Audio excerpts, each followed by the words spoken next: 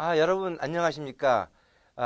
오늘은 챕터 7의 분말 재료, 즉 분말 결정의 엑스레이 회절 강도에 대해서 배우겠습니다. 이 내용은 여러분들 엑스레이 결정학 책에 281페이지부터 331페이지까지 있으니까 여러분들 꼭 먼저 교과서를 읽어보시고 그리고 동영상 강의로 공부를 하시면 여러분들이 훨씬 잘 이해할 거라고 믿습니다. 여러분들 그러면 우리 이 7장에서 배울 내용들을 한번 간단히 살펴보도록 하죠. 자, 처음에 분말 결정이 왜 중요한지 엑스레이 회절을 할 때, 그래서 그 분말 결정의 특징에 대해서 배우고, 그 다음에 파동과 강도와의 관계를 배울 겁니다. 그 다음에 회절 방향, 얘는 브레그 방정식에 의해서 우리가 보강 간섭이 일어나는 방향에 대해서 배웠는데 그것과 회절 강도와 무슨 관계가 있는지에 대해서 배우겠어요. 그 다음에 이제 여러분들 다음에 배울 게 그러니까 한 전자, 그 다음에 원자, 그 다음에 단위포, 그리고 격자점으로 이루어진 격자에서의 산란을 배우겠는데 그 격자에서의 산란이 여러분들이 이제 앞으로 배워야 될 구조인자입니다. 그래서 단원자 격자점을 갖는 격자에서의 구조인자, 그 다음에 NaCl이나 CsCl과 같이 다원자 격자점을 갖는 격자에서의 구조인자를 배울 겁니다. 그 다음에 이제 결정질 분말의 회절 강조를 결정하는데 여러 가지 인자가 이제 나올 겁니다. 그 첫 번째 인자가 여러분들 전자의 산란각 인자고, 그 다음에 두 번째 인자가 로렌스 인자, 다중 인자, 온도 인자 이런 것들 쭉 배워서 이 인자들을 곱해서 분말 결정의 엑스레이 회절 강도가 결정이 됩니다. 그래서 우리가 이런 인자들을 다 계산해 보고 그래서 그 회절 피크의 계산식이 어떻게 만들어지는지를 여러분들이 공부하게 되고, 그래서 실제 예로서 우리 예를 들어서 엑스레이 회절 피크의 계산의 예에 대해서 공부하겠습니다. 그 다음에 이 엑스레이 회절 피크가 왜 중요하냐면 어디서나 언제 찍어도 똑같은 데이터가 얻어지기 때문에 우리가 그 데이터를 인류가 쭉 축적해 놨습니다. 그래서 그 결정 재료의 XRD, 즉 데이터베이스에 대해서 공부를 하고 마지막으로는 그 데이터베이스를 이용해서 여러분들이 소프트웨어를 이용해서 어떻게 엑스레이 패턴을 분석하고 어떻게 찾아내는지 이런 것들에 대해서 여러분들이 즉 소프트웨어 사용하는 즉 ICDD 데이터베이스 소프트웨어 사용하는 거에 대해서 공부하겠습니다. 자, 그러면 이제 분말의 중요성을 한번 보도록 하죠. 자, 이 자동차를 보면 여러분들 똑같은 회사에서 만든 똑같은 재료입니다. 그러면 우리가 요 자동차의 강판을 가지고서 여러분들이 우리가 이 자동차의 똑같은 부분, 예를 들면 여기서 요 부분에서 보네트라고 그러죠. 이 보네트에서 여기서 요 부분에서 우리가 철판을 오려내서 예를 들면 엑스레이를 찍으면 똑같은 엑스레이가 나오냐?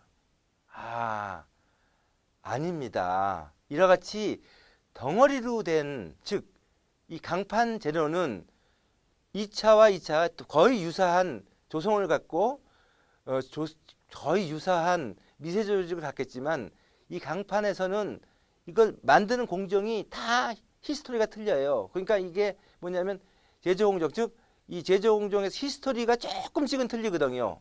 그러니까 얘는 열 처리를 할 때 예를 들면 690도에서 열 처리를 했다면 얘는 695도씨에서 했고, 그다음에 얘를 아변할 때 아변 가공도를 조금씩 변했으면 그 아변 가공도가 예를 들면 얘는 90%였으면 아변 가공도가 얘는 89.9%고, 그다음에 또 조성도 틀릴 수 있고, 그래서 이와 같이 덩어리 재료에서는 절대로 똑같은 해결성이 얻어지면 조금은 틀리는 게 일어나는 거죠. 그러니까 같은 철판이고 같은 회사에서 만든 제품이지만 이게 같은 게 아닙니다. 그런데 여러분들 다음을 보면 얘는 이 아주 미세한 10마이크로 크기 이하의 분말로 이루어진 소금입니다. NaCl.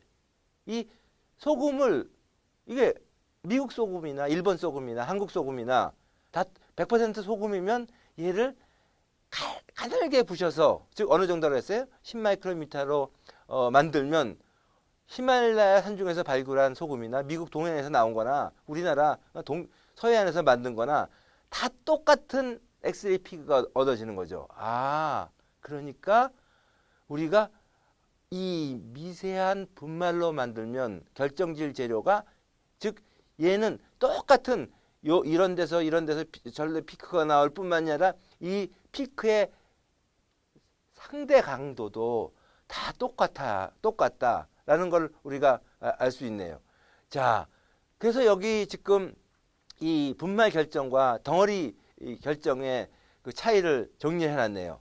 자, 한번 다시 읽어보면 우리가 동일한 결정 구조가 동일한 조성이 똑같더라도 우리가 분말이 아닌 덩어리 형태로 만들면 우리가 브레그 브렌타너 파라포커싱 엑스레이 회절 조건으로 측정해 얻어지는 회절상에서는 회절 피크의 위치,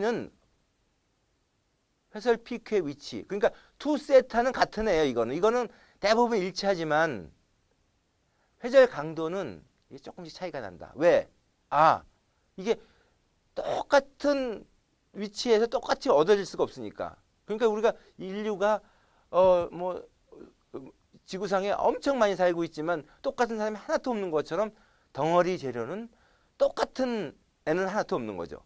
그렇지만 우리가 동일한 조성과 결정 구조를 가지는, 그러니까 동일한 조성과 결정 구조를 가지는 것을 우리가 중요한 게 뭐냐면 분말로 만들어야 되네요. 아주 미세한 분말로 만들면 이게 엑스레이의 회절 시험 기기에 상관없이, 그러니까 예를 들면 이게 뭐 한국에서 만든 XRD나 또는 영국에서 만든 XRD나 다 똑같단 말이죠. 그래서 거의 동일한 엑스레이 회절상이 얻어지는 거죠. 여기서 동일한 거라는 것은 뭐냐면 절대적인 강도는 아닙니다. 절대적인 강도가 아니라 중요한 거는 절대적인 강도가 아니고 뭐냐면 상대 강도가 같다는 겁니다. 그러니까 이 엑스레이 피크에서 강도라는 것은 절대적 강도가 아니다. 상대 강도가 같다는 걸 의미해요. 그러니까 결정질 재료를 우리가 무엇인지 알려고 분석을 하려면 먼저, 그러니까 우리가 전번에 배웠던 것처럼 우리가 기계적 연말을 하든가 뭐 이런 식으로 해가지고 채로 쳐가지고 분말을 만들어서 우리가 분석을 해야 되는 거죠. 자, 그러면 우리가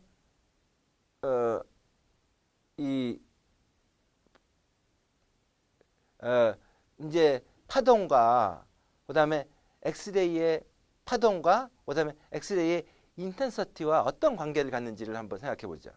자, 하나의 파동이라는 것은 다음과 같이 사인 펑션이라면 예를 들면 파이가 0부터 2파이 사이에서 이렇게 변해 나가죠. 이렇게 변해 나가는데 그러니까 파이 값에 따라서 우리가 사인 함수나 전번에 배웠듯이 익스포넨셜 i 파이로 쓸 수가 있네요. 그러니까 실제로 i라는 것은 얘는 허수지만 우리가 수학적으로 알기 쉽게 해놓은 거죠. 자, 그런데 여러분들 이 사인 펑션의 크기는 여러분들 마이너스 1에서부터 플러스 1까지 이렇게 변해 나가잖아요. 마찬가지로 우리 익스포넨셜 i 파이식도 마찬가지로 파이가 0서부터 2파이로 변하면서 얼마가 변하냐면 얘도 마이너스 1부터 플러스 1까지 변하죠. 자, 결국은 진폭이 A라면, 그러니까 우리가 이 파동에서 좀 잘못 다시 하나 그릴게요. 이렇게 파동에 이렇게 그린다면 요 높이가 예를 들면 앰플리튜드죠. 요 앰플리튜드가 A라면 우리는 그러니까 파동식은 다음과 같이 A sin phi 또는 A 익스포넨셜 I 파이로 수학적으로 우리가 표현할 수가 있습니다. 그러니까 우리가 이제 파이를 알면 그 파동이 어디까지 가 있는지 알 수가 있는 거죠. 그렇게 알고 있네요. 자, 그런데 진짜 중요한 거는 엑스레이의 강도의 파동을 이런 파동에 가장 중요한 것은 우리가 강도입니다. 인텐서티예요. 이 인텐서티는 진폭의 제곱에 비례합니다. 제곱에 비례. 그러니까 우리가 이 이 식에서 절대값의 자승을 하면 이렇게 쓸 수 있거든요. 그러니까 결국은 중요한 거는 이해가 되는 거죠. 그러니까 앰플리튜드의 자승이 강도에 비례한다. 그러니까 우리가 resulting amplitude를 알면 우리가 중요한 건 강도를 아는 거죠. 그러니까 만약에 A가 예를 들면 1이다. 그러면 강도는 얼마예요? 여러분들 1이에요.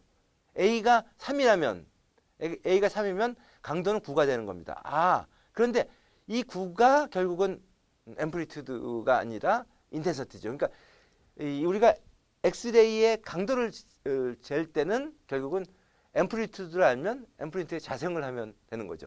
그러니까 우리가 앰플리튜드가 어떻게 변해 나가는 건지를 보면 되겠네요. 자, 그러면 다음에 우리가 이 회절 방향과 회절 강도에 대해서 한번 생각해 보도록 합시다. 우리가 이 회절 방향이라는 것은 여러분들 우리가 여기서 보면 다음과 같이 얘는 코발트 K알파 빔으로 측정한 철 분말의 XRD 회절 패턴이네요. 그러니까 얘는 뭐냐면 얘는 코발트 K알파로 측정한 FE 파우더의 시편이네요. 이 우리가 브레그 시키라는 게 뭐냐면 2D 사인 세타는 란다인데 요 조건을 만족하는, 그러니까 여기서 요 조건을 만족하는 세타에서만 그러니까 뭐가 일어나냐면 그런 요런 세타에서는 뭐가 일어난다? 아, 보강 간섭이 일어난다는 걸 알 수가 있죠. 그렇죠? 그런데 여러분들 우리가 철시료를 우리가 이 코발트 K 알파의 파장이 0.1790 코발트 K 알파고 우리가 실제로 실험을 하면 요 얻어진 데가 뭐냐면 여기가 53.2도, 여기가 1번, 그 다음에 두 번째가 뭐냐면 두 번째가 77.2도, 세 번째가 여기가 99.6도에서 얻어졌네요. 이 첫 번째, 두 번째, 세 번째 픽은 어떤 결정면이었냐면 D가 여러분들 첫 번째 피크가 얘였고 두 번째가 0029, 그 다음에 얘가 112면에 해당하는 이각에서만 회절 강도가 얻어졌습니다. 여러분들 실제로 어떤 면이 존재하냐면 여러분들 001면도 존재하죠. 여기 D 100면, 그 다음에 D 111면, 예, D 100면은 투 세타가 얼마냐면 34.6인데 여기 하나 더 안 나왔어요. 여기가 D 세타 111면도 65.4인데 65.4에 어떤 피크도 나오지 않았죠. 그 다음에 이게 D 020면도 88.6도인데 88.6에 어떤 애도 나오지 않았어요. 아, 그러니까 이 브레그식이라는 게 이 브레그식이 이게 보강 간섭이 일어날 수 있는, 일어나 안 되는 게 아닙니다. 날 수 있는 회절 방향만을 가르쳐 주는 거죠. 그러니까 이 식을 만족한다고 항상 이런 데서는 나오지가 않습니다. 아, 그러니까 이 브레그 보강 간접식은 얘는 보강 간섭이 일어날 수 있는 필요 충분을 얘기하는 건 아니네요. 아, 그러니까 브레그 방정식을 만족한다 그래서 우리가 항상 이 회절 그 각도에서 회절이 일어나죠. 여기도 여러분들 잘 봤듯이 001면에서는 회절이 안 일어났고 2면에서도 회절이 안 일어났고 이런 것도 일어나지 않고 단지 이렇게 되네. 아, 결국 이게 뭐가 있구나. 즉 우리가 회절 강도를 하는 데는 결국은 원자가 격자에 어디 놓였냐에 따라서 그러니까 뭐냐면 원자 위치에 따라서 회절 강도가 나오기도 하고 안 나오기도 한다라는 겁니다. 여러분들 지금 여기에는 이 그림에는 지금 두 개의 여러분들 격자를 보여줍니다. 하나는 C 베이스드 오소럼입니다. C 베이스드 오소럼빅은 뭐냐면 여기에 지금 C에 원자가 이렇게 있고 여기에 놓여 있죠. 얘는 뭐예요, 여러분들? 아, 얘는 바디 센터드 오소럼빅이네요. 바디 센터에 뭐가 있냐면 원자가 놓여 있네요. 자, 실제로 이런 단위퍼는 모두 C 베이스 센터드 오소럼빅이나 또는 바디 센터드 오소럼빅이나 모두 두 개의 원자를 가지고 있죠. 근데 위치가 틀릴 뿐이죠. 자, 우리가 001면에서 즉 이면에서 회전을 일으킨다면 이면에서 회전을 일으킨다면 우리는 파장이 0.1799 그다음에 D가 이거라면 그러니까 간격이 D가 여러분들 면광거리가 이거 D가 이 0.3 나노미터 아닙니까? 0.3이니까 우리가 2D 사인 세타는 란다에서 란다가 0.1799 그다음에 D를 요게 0.3이니까 세타를 계산하면 세타가 17.4가 나옵니다. 오케이. 그러니까 001 회절면에서의 회절은 17.9도에서 17.4도에서 일어난다. 라는 걸 알 수가 있습니다. 자, 그러면 실제로 우리가 17.4도에서 일어나는 17.4도가 회절각이기 때문에 여러분들 17.4도에서 가 브레그 조건이니까 17.4도에서 엑스레이가 이렇게 들어가면 요 세타가 요게 17.4도입니다. 들어가면 요게 즉 1면과 2면 사이에 즉 요면과 이면과 이면이 지금 여러분들 001면이죠. 요면 사이에 놓여 있는 요 패스 디퍼런스가 얼마가 되냐면 요게 패스 디퍼런스가 요게 패스 디퍼런스가 A, B, C인데 이 경로차가 파장 란다가 되면 회절 조건이 되는 거죠, 여러분들.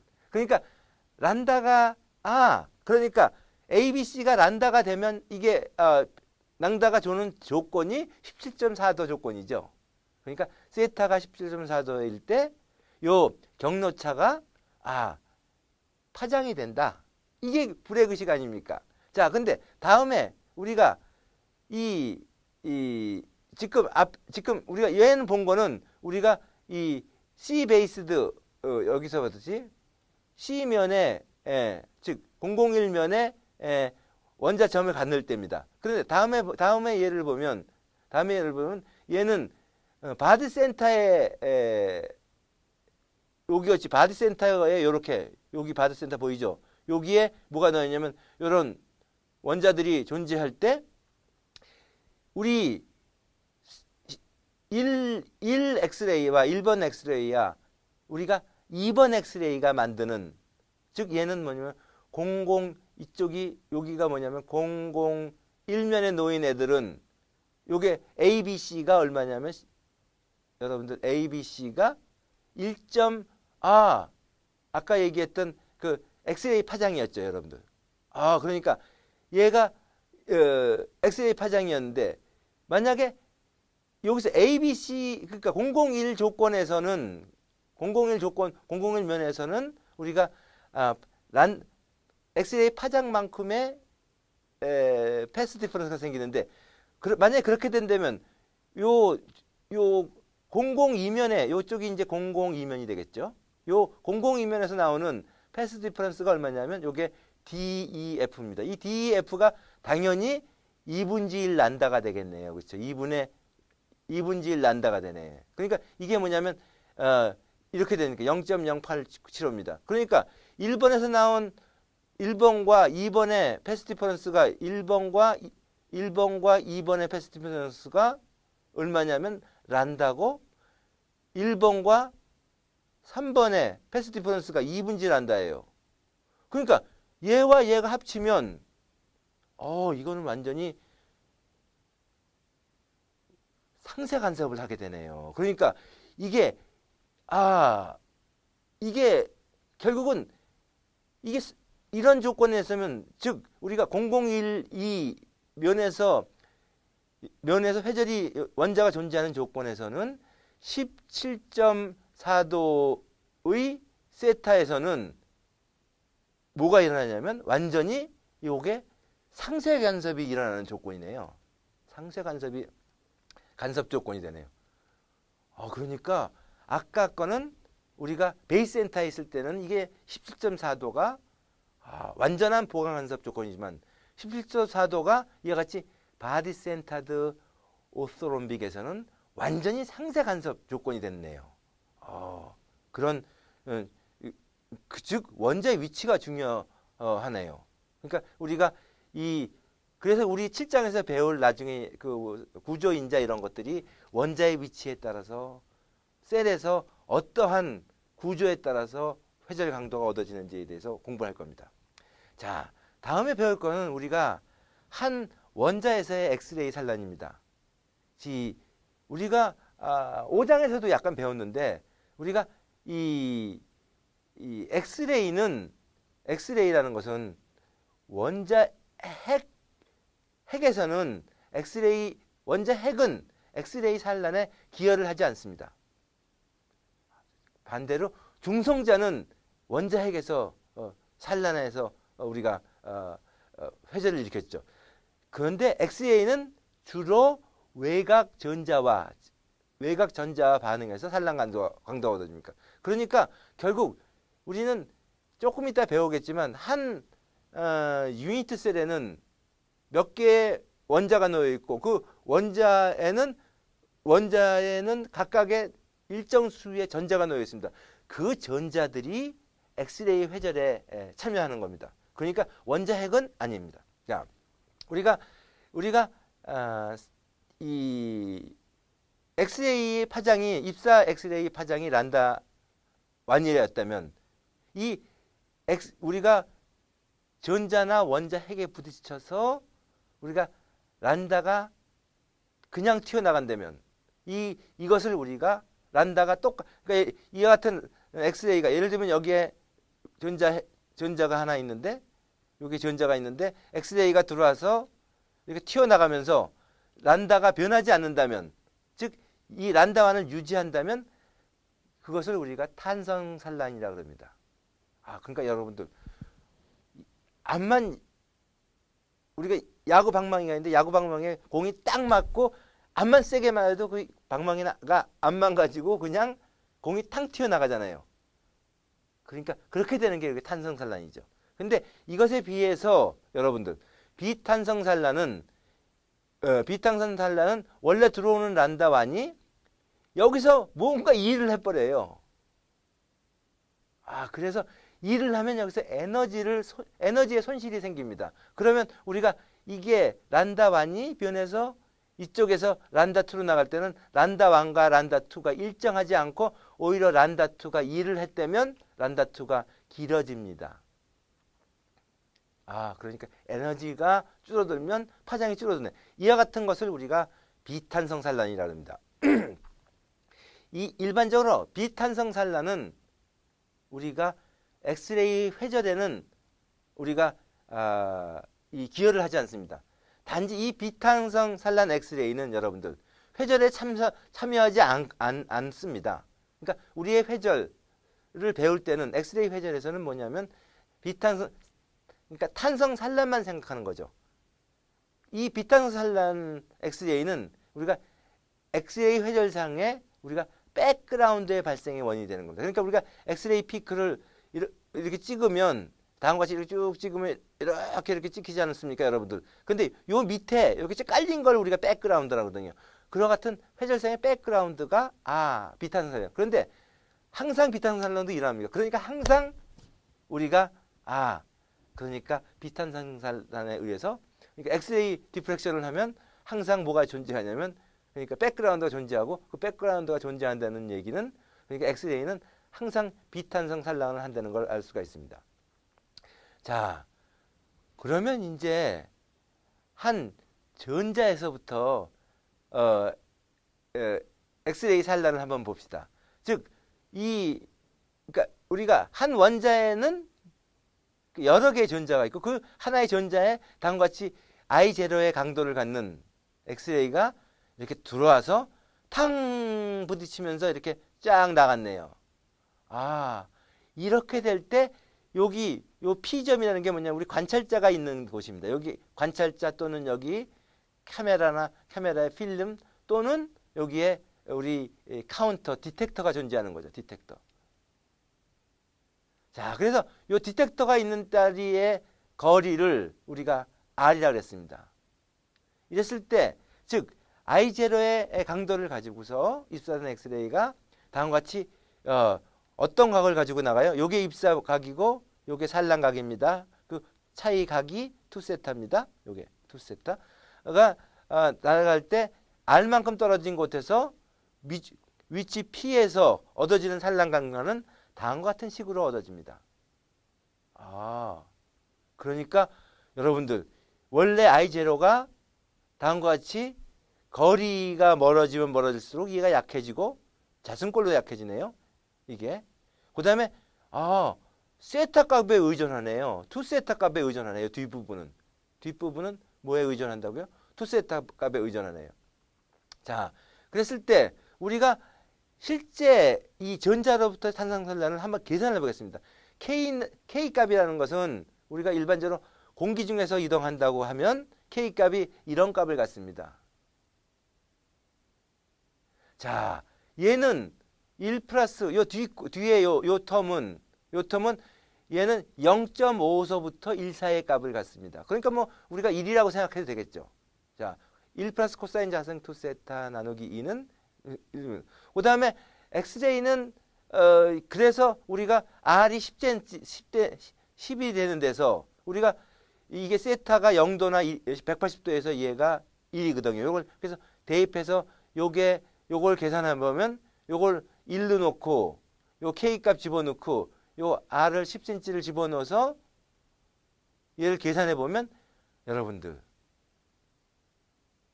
약 10cm 떨어진 데서 엑스레이의 산란 강도는 여러분들 그러니까 I0보다 IP가 얼마냐면 약 8 곱하기 10의 마이너스 28승. 엄청 작은 값이죠, 이게. 그러니까 한 전자로부터 산란돼서 나오는 엑스레이 강도를 우리가 모아서 엑스레이 실험을 해야 되니까 아이고 이놈은 이 엑스레이 회절 실험은 그러니까 뭐냐면 단점이 있네요. 신속한 측정이 불가능하고 시간이 요구되네. 측정 시간이 너무나 강도가 약하기 때문에 이런 특징이 있습니다. 자, 그러면 우리가 이와 같이 한 원자에서 그러면 이제 실제로 산란이 어떻게 일어나는지를 보겠죠. 자, 지금 얘는 뭐냐면 산란각이 2세타일 때 경로차가 어떻게 일어나는지 보겠죠. 이 경우에는 2세타가 산란각이 0도입니다. 그러니까 이렇게 지나가는 것과 엑스레이 1번 빔이 이렇게 지나가는 것과 2번 빔이 이렇게 지나가면 여러분들 얘는 지나간 거리가 똑같죠. 그러니까 예를 들면 우리가 이 하나 1번에서 엑스레이의 앰플리튜드가 A고 2번에서의 앰플리튜드가 A라면 두 개가 합친 게 얼마가 되죠? 2A가 되고 그러니까 인텐서티는 I는 2A의 자승꼴이 되니까 결국 앰플리튜드가 한 이 아톰에서 두 군데에서 만약에 두 개의 전자에서 회절이 일어났다면 그러니까 진폭이 얼마가 되냐면 4A가 되겠죠, 여러분들. 그러니까 2세타가 제로인 조건에서는 항상 인페이스네요. 항상 똑같은 그러니까 페이스를 갖게 되고 똑같은 이게 2A가 얻어져서 똑같은 강도가 얻어지네요. 하지만 2세타가 0도인 조건에서는 여러분들 보세요. 항상 여기 지나간 거리와 여기에서 지나간 거리가 이게 차이가 났지 않습니까? 그러니까 뭐냐면 요 지나간 거리와 지나간 거리가 차이가 나기 때문에 그러니까 뭐냐면 경로차가 생겨나네. 항상 2세타가 0인 조건에서는 우리가 원자들의 그러니까 전자마다 다른 경로차를 갖게 되네요. 그러니까 여기에 1번과 2번은 물론 새로운 게 여기 지나간다면 3번이 있으면 얘도 다 다른 4번도 다 다른 경로차를 갖겠죠. 그러니까 이와 같이 우리가 한 원자에 만약에 10개, 20개의 전자가 전자가 있다면, 외곽 전자가 있다면 얘들은 다 다른 저가 일어나네. 그러니까 얘들은 항상 우리가 지금 네 개 여기 같이 지금 네 개의 원자가 있다면 1, 2, 3, 4에서 나오는 건 항상 더하면 여기 같이 항상 4A보다 작은 진폭이 얻어지겠네.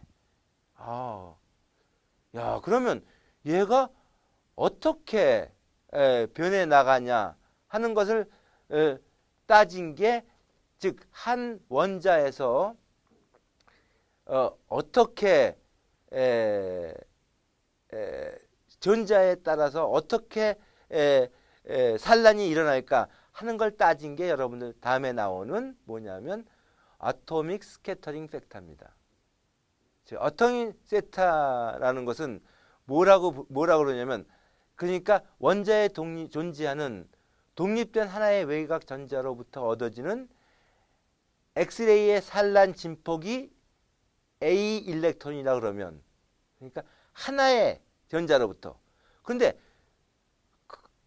이 원자에는 그런데 10개도 있고 20개도 있고 30개도 있고 이와 같은 전자들이 있잖아요. 그 원자에 존재하는 모든 전자로부터 얻어지는 산란폭을 우리가 A 아톰이라 그러면, 이 아톰 하나의 일렉트론과 한 원자에서부터 얻어지는 앰플리튜드의 비를 우리가 뭐라 그러냐면 원자 산란 인자 E분 F라고 부릅니다. 이 E분 F는 우리가 아토믹 스캐터링 팩터, 그러니까 얘는 하나의 전자에서 얻어지는 앰플리튜드고, 얘는 하나의 원자에서 얻어지는, 이 하나의 원자는 여러 개의 뭘 가지고 있냐면 여러 개의 그 외곽 전자를 가지고 있잖아요. 그러니까 이 외곽 전자가 지금 여기 원자 핵이 있고 여기 바깥에 K쉘, L쉘 이렇게 있는데, 여기에 있는 각각의 전자들이 컨트리뷰트를 해서 이 A 아톰을 만드는 겁니다.